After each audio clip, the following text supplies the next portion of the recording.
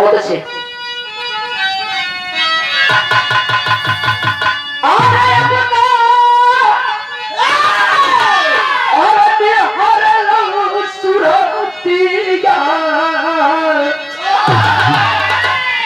क्या देख ले बालो कभी चेहरा देखले से कोनो फायदा नहीं खे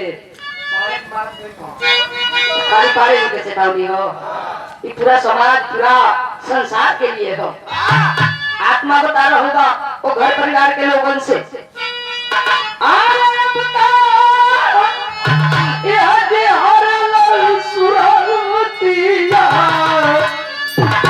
तो हंसती पिया तू चलिए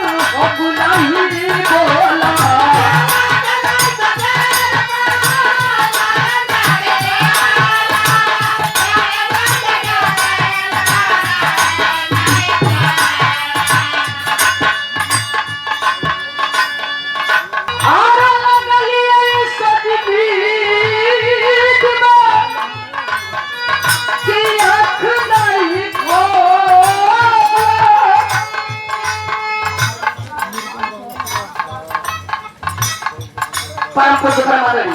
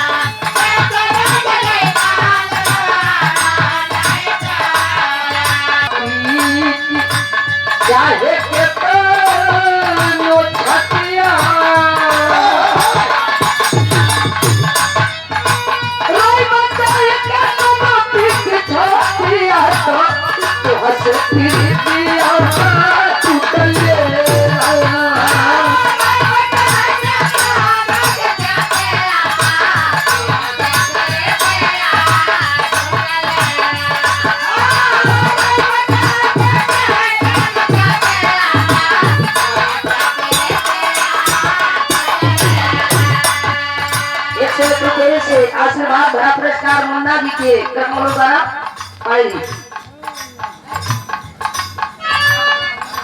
बचाए के तनो पीठ हर छतिया